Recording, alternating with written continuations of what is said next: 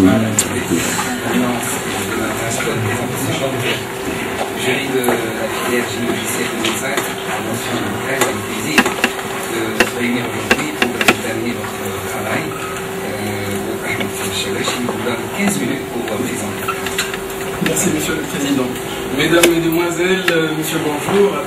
Monsieur, Mesdames, les membres du jury, chers invités, je suis aujourd'hui honoré de vous accueillir pour vous présenter mon projet de fin d'études intitulé « Refonte du système d'information de la société idbuffet.com ».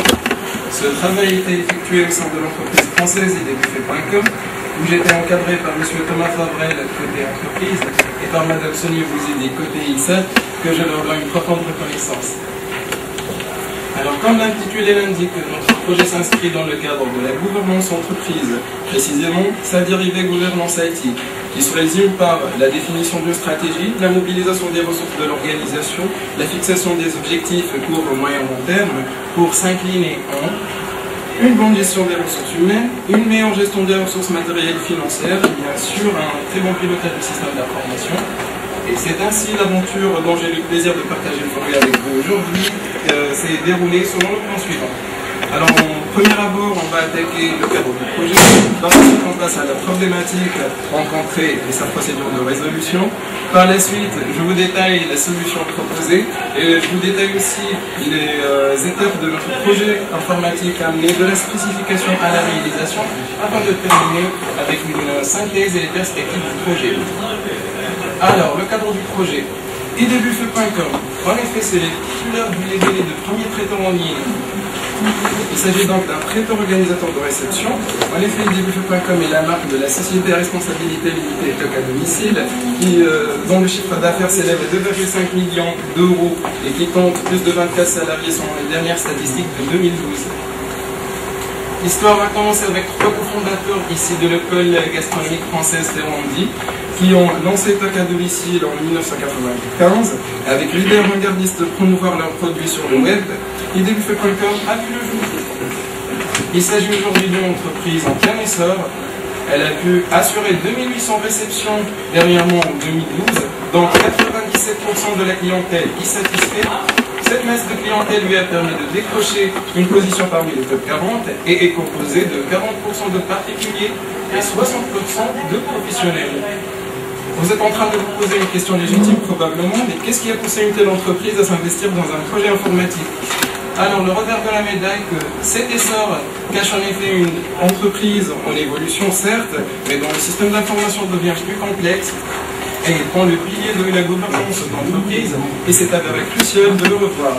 On arrive ainsi à la problématique. Comme je vous ai déjà dit la problématique, il s'agit de la complexité du système d'information, et par système d'information complexe, on voudrait dire un système d'information composé de plusieurs briques. Si on voudrait voir en détail, on peut trouver sur les différentes unités des utilisateurs et des logiciels de support, comme Outlook, comme Excel, vous pouvez aussi voir le corps métier de l'activité qui est détenu par le RPCDO, greffé sur de bases de données indexées Oxygène de l'entreprise française propriétaire Memsoft. Le nerf de l'activité commerciale, c'est avec la Bible d'idbuffet, c'est ActiveStore, qui offre un site en front-end et une console d'administration en back-end. Les deux nouveaux arrivés sont deux solutions cloud, une qui s'appelle Email Vision pour les campagnes marketing et un autre c'est un CRM qui s'appelle Zoho, qui est un produit américain et dédié à la gestion des relations clients. Comme vous avez pu le constater, donc il y a plusieurs solutions, plusieurs sous-traitants qui agissent sur ce système d'information. Donc cette hétérogénéité a commencé à entraver la réactivité de l'entreprise et son alignement par rapport aux objectifs stratégiques. Pour bien commencer, il est important donc de démarrer avec une phase d'audit durant laquelle j'ai passé 4 étapes avec l'équipe où j'ai préparé l'audit avec le directeur de la direction générale. J'ai conduit l'audit en comptant sur l'engagement, l'application de tous les utilisateurs du système d'information. Ceci avant d'établir une synthèse à base des retours, des questionnaires et des interviews. Et en effet, j'ai proposé une solution qu'on va voir tout à l'heure ensemble. Alors, comme résultat de diagnostic, on a pu remarquer au niveau des différentes composantes Certaines constatations comme, pour les ressources humaines, en effet, il y en a plusieurs métiers, plusieurs départements. Cette richesse est due au fait que l'entreprise elle est à la fois promotrice et productrice de la marque idbuffet.com. Au niveau de l'infrastructure logicielle, matériel et réseau, vous pouvez voir qu'il y en a des solutions hébergées chez des sous-traitants, des solutions cloud, des solutions hébergées en local, plusieurs serveurs, une infrastructure réseau solide. Ceci nous a permis malheureusement de détecter plusieurs anomalies qu'on a pu regrouper selon 3 catégories. Une première catégorie intitulée interaction en machine. Par interaction en machine, on voudrait dire des saisies multiples, des règles de gestion qui sont faibles et qui ont permis, en quelque sorte, et ont mené à une qualité de données dégradée. Donc, dans la deuxième catégorie, on a détecté des doublons, des informations mal renseignées, une masse d'informations qui se perd dans tout le capital informationnel. Et la troisième catégorie, c'est la complexité des processus. Je prends un exemple dans le pôle commercial. Par exemple, la gestion des clients offline est un processus très lent qui montre beaucoup d'automatisation, qui fait intervenir les chefs de projet, les commerciaux, et c'est vraiment délicat à mener. Il utilise par exemple le support de brief, qui est un document qui peut être sous forme de mail, de document Excel, donc il y en a vraiment du travail à faire. Et pour finir, on a fixé un schéma directeur des objectifs stratégiques dont l'objectif ultime est d'augmenter, même doubler le chiffre d'affaires cette année d'idbuffet.com. Les ramifications et les bifurcations peuvent se résumer en la maintenance de l'activité, en centralisant tout ce qui est capital informationnel, maîtrise des coûts par la rationalisation des investissements informatiques, l'amélioration de l'activité en agissant sur le catalogue produit et bien sûr renforcer la compétitivité en agissant sur les deux pôles commercial et marketing. Ainsi, on arrive à la solution proposée. Il s'agit en effet d'urbaniser tout le système d'information au service d'idbuffet.com. Le concept d'urbanisation est un concept nouveau qui vise à rendre une entreprise concurrentielle en lui offrant un système d'information proactif et effectif facilement dans la durée qui s'inspire d'anciennes pratiques prouvées et de concepts et d'architecture mature comme l'architecture orientée service, SOA, l'architecture d'intégration d'applications d'entreprise, EAI, ou bien l'architecture de but de service d'entreprise, ESB. La démarche d'urbanisation va du global au détaillé. On a commencé par l'architecture métier. On a tracé tous les processus au sein d'idbuffet.com. Vous pouvez voir les processus du pôle commercial, du pôle marketing, l'unité de pilotage, l'unité de production et les unités annexes. Ceci a débouché en une architecture fonctionnelle où on a délimité les blocs fonctionnels, les zones et les quartiers. Vous pouvez voir, on a scindé tout ce qui est zone de communication au niveau des frontières, les zones de gestion de clients en premier lieu, les zones d'activité de support opérationnel au centre, et on couronne avec l'activité de pilotage. Alors, devant la richesse de ce système d'information et avec la durée des stages et les autres contraintes, on a dû en quelque sorte préparer une feuille de route pour être pragmatique et efficace. Donc cette feuille de route, comme je vous ai dit, elle tient compte en effet des orientations stratégiques, des ressources et des contraintes du stage. Donc ces grandes lignes se résument en la résolution de la problématique de la base des clients qui est dispersée et mal gérée, la résolution des problématiques de l'activité marketing pour acquérir plus de clients, et puis la gestion meilleure du catalogue des produits. Après avoir discuté avec les responsables de l'entreprise, on a décidé d'abord d'attaquer le pôle commercial. Alors, comme méthodologie de conception et développement, on a choisi une méthodologie RAD, qui est une méthodologie agile, rapide, centrée sur l'utilisateur, et surtout elle favorise les prototypes. Les prototypes nous permettent de satisfaire au maximum l'utilisateur, et de plus, lui permettent d'affiner avec les itérations sans besoin. Alors, au niveau projet informatique, on attaque maintenant la spécification. Pour la résolution de la problématique de la base client au sein du pôle commercial, deux solutions se sont avérées possibles. Et la première, c'est de greffer au niveau d'ActiveStore la solution de e-commerce toute la base des clients, mais avec le risque élevé de la biaiser par rapport à sa vocation primordiale de solution e-commerce.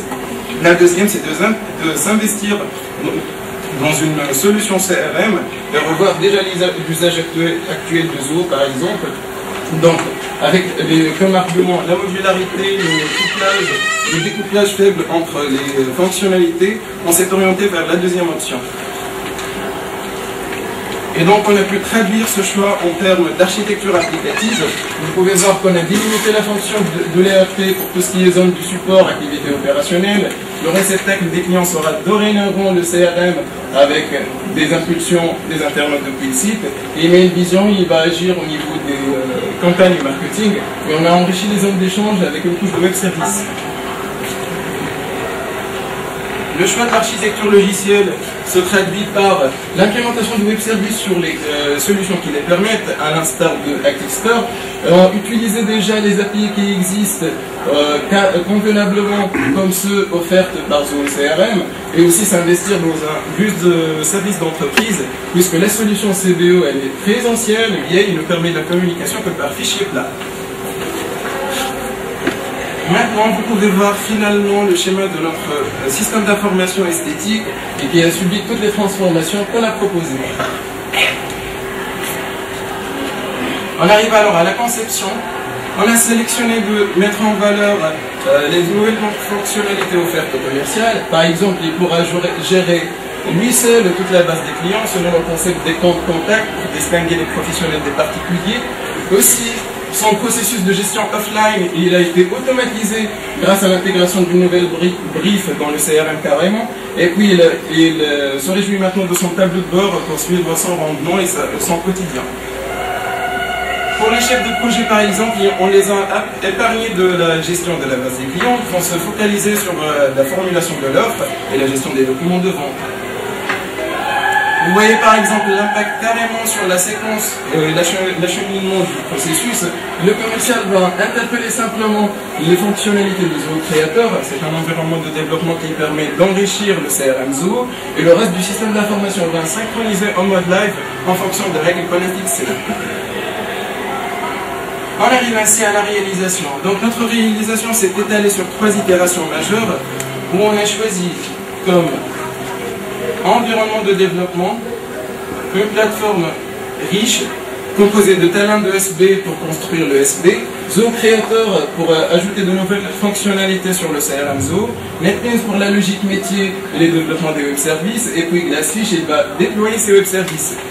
En termes d'architecture logicielle, notre architecture elle est multicouche, avec des couches frontales pour la communication, que ce soit en mode web service ou bien des simples connecteurs CSV. Au niveau du centre, vous trouvez la couche métier qui détient toute la logique fonctionnelle et qui interagit avec les sources de données, que ce soit les mémoires cache dans l'ESB ou bien les entrepôts de données à travers une couche DAO. Ceci a été assuré en effet par le biais de plusieurs frameworks. Je cite à titre d'exemple le standard GPA et le moteur d'ORM Eclipse Link au niveau de DAO, Spring ou bien 2 heures dans la couche métier pour le mappage des messages entre les différentes briques. On n'a pas oublié en effet à insister sur les bonnes pratiques.